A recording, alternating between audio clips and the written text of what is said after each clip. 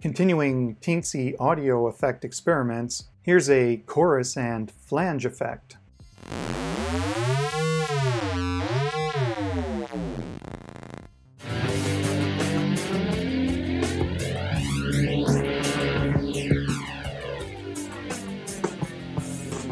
Continuing from the simple WAV file SD card player, I now added a third potentiometer over here, which is on analog 14. So now we have analog 12, 13, and 14 as potentiometer inputs, and still 30, 29, 28, 27 as digital switches. I'm not going to need 3 potentiometers just yet, but I think I'm going to need them as I continue on, so I've got them in place now. The audio in and out is still the same using this Teensy audio shield. I'm using headphones to monitor what's going on. I'm using the SD card slot on this board to get WAV files playing back, as well as a signal generator to get a test tone, and then I take the line out into a laptop line in to record. And I had discovered that the pot I was using for a volume control in the WAV file player was only controlling the headphone volume on this shield. So I changed the WAV file sketch, and now when I read the volume potentiometer, I still set the headphone volume, and now I also set the mixer gain for the 2 inputs on the left channel and the 2 inputs on the right channel based on whatever the pot reads. So this was essentially the music player, and now I'm setting the volume level on all of these mixer inputs, so no matter where the sound is going, it's going to be increased or decreased with the volume pot. Now that we know how to get audio in and out, I wanted to try processing it using some of these effects, and today I'll use chorus and flange. So the project looks the same, except now I'm inserting a chorus effect with the left and the right audio, or a flange effect. And the only real control we get over the chorus is how many voices there are, and with the flange, the only effect I could really get an impact out of was the delay rate. And that controls how fast or slow the flange effect is scanning up and down in the background of the noise. So what's chorus? The summary over here says the chorus effect simulates the richness of several nearly identical sound sources, similar to when you have multiple voices in a choir instead of a single singer. It just sounds fuller, richer, and this effect here uses a delay line, so you get the original sound and then a slightly delayed sound, and it combines those to simulate 2 different sources of sound. So if it was a sound sample of a voice, it should sound like there's 2 voices, slightly offset in time. But when we research the chorus effect, in addition to just a slightly delayed version of the same sound, there's also a pitch variation. So you would have an original sound mixed with a slightly delayed sound, simulating having 2 sound sources, and the pitches of one or more of the sounds is going to slightly vary. So it's even more natural sounding, because if you have a choir of singers, they're not going to be coming in at exactly the same time or at the same pitch.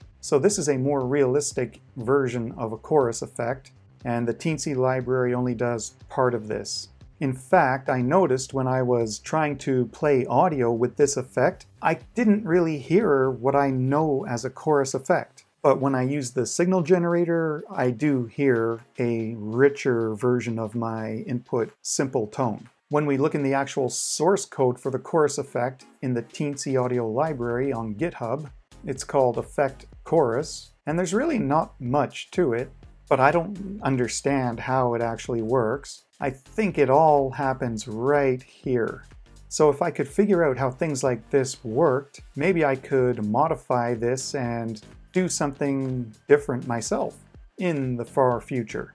With this Teensy library not changing the pitch of any of the voices, all it's doing is setting up a delay, and then say you have chosen 2 voices, you'll get the original sound, and then you'll get a second sound mixed in. That's a certain delay, mimicking having 2 voices that start close in time to each other, but you can perceive that there's multiples. If you want even more voices, it will split them out equally along the amount of delay time available based on how much memory you've set up. I tried playing around with some of these parameters, but either I didn't know what I was doing or it doesn't really make much of a difference for the way this library works. All I could really do was change the number of voices, but the more I added, the less musical it really sounded as well. So basically setting it up for 2 voices with the default delay times that were in the sample sketch in Arduino worked the best, and that's what I went with. So they set up the length of their chorus delay,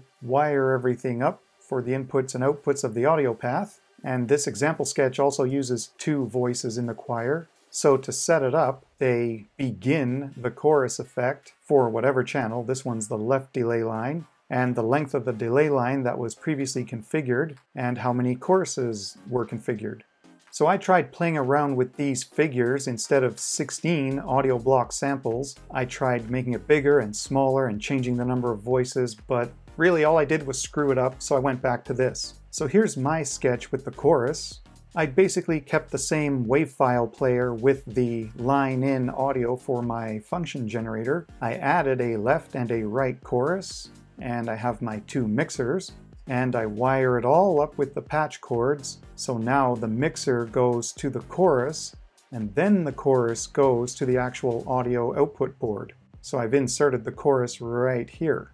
Otherwise, it's the same wave file player. Same otherwise for setting up the potentiometers and push buttons. Here's my new extra analog input for my 3rd potentiometer. Here's where I set my chorus delay. I'm still using 16 audio block samples, the same as the demo sketch. I'm using 2 chorus voices, so I initialize the chorus effect just like the example sketch. So I want this push button over here on the end to turn the chorus on and off. And I want to use 1 potentiometer for volume and 1 for the number of voices in the chorus. So that button on the left turns chorus on and off. If the volume potentiometer has changed, not only do we set the headphone level on the audio board, but we set the mixer gains on the mixers in the signal path right here. So if we turn these all the way down to 0, no sound gets through, and we've turned the volume down.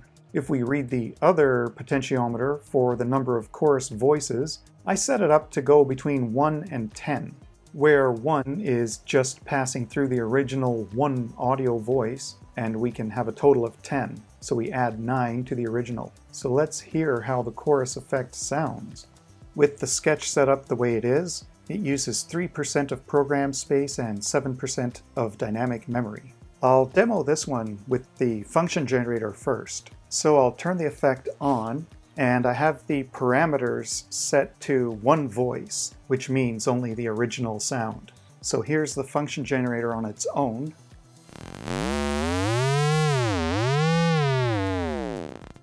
And if I make it 2 voices,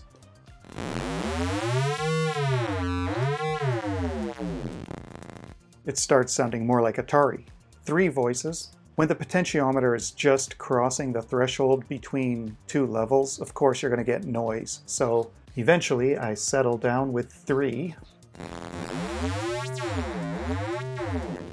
I'll just go back and forth with the noise on so we can see the difference.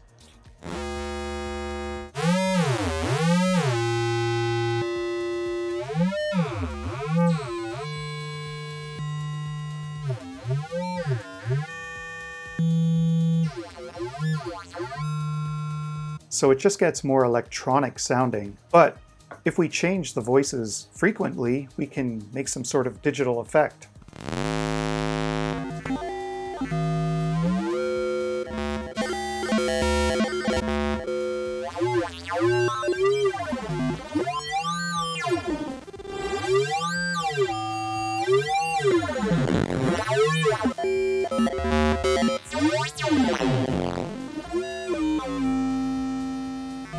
So maybe not very musical as far as a chorus, but okay for sound effects. And just to show with music how I can't really tell that there's a chorus.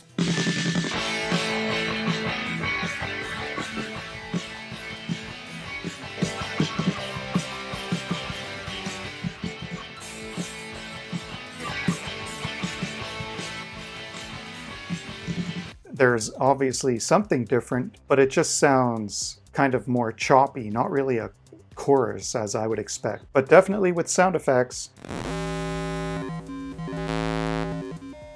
there is something there to hear. But maybe I can redesign this, we'll see. For flanging, instead of chorus, I just put a flange block here. The flange effect is created when you have two identical signals where one is the original and one is slightly delayed, similar to the chorus, but the amount of time that that signal is delayed from the original keeps changing within maybe up to 20 milliseconds. So it's not just delayed at a fixed amount. It might be delayed by 5 milliseconds, then 6, then 7, and so on, and then get to a maximum delay.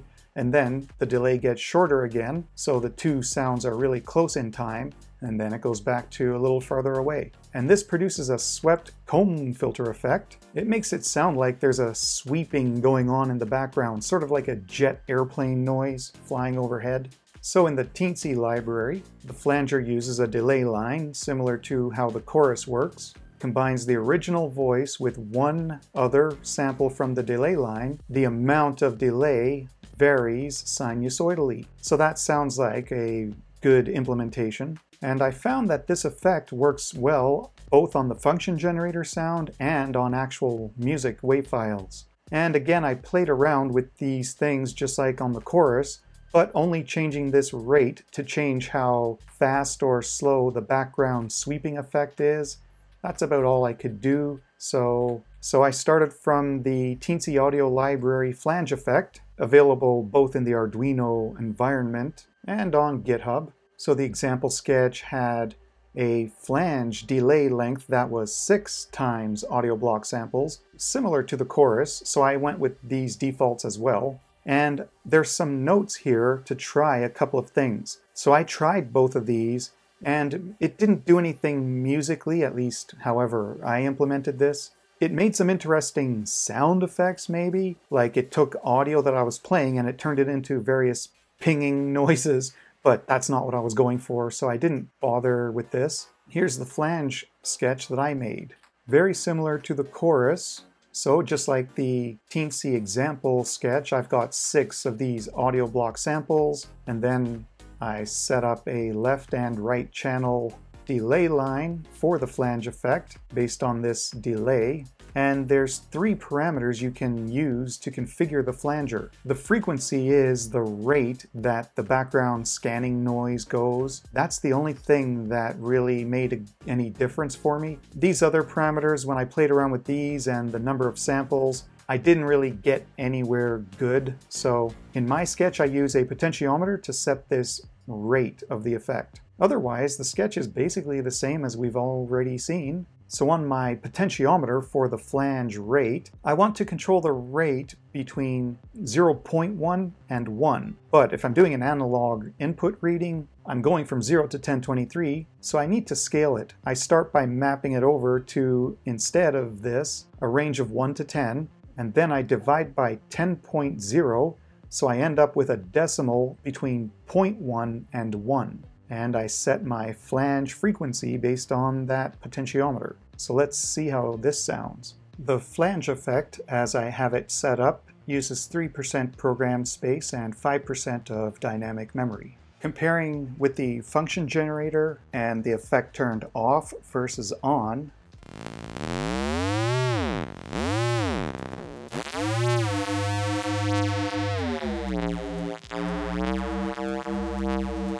I can control the speed of the flange with this pot, make it scan up and down slower or faster.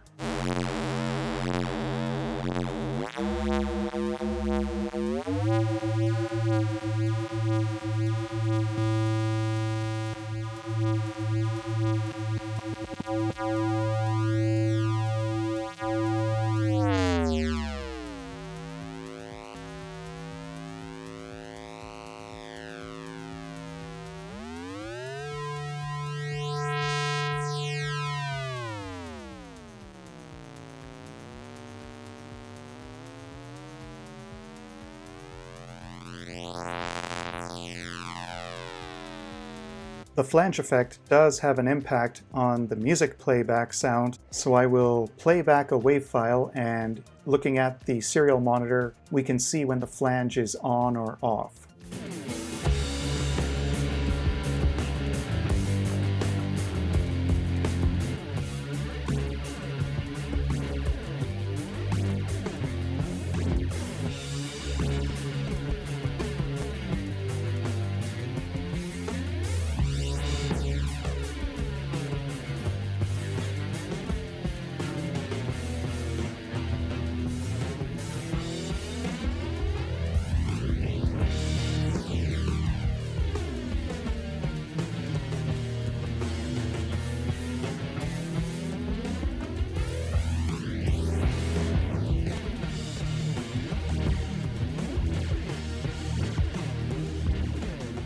So that's how the Teensy effect library Chorus and Flange sound on music as well as simple audio tones.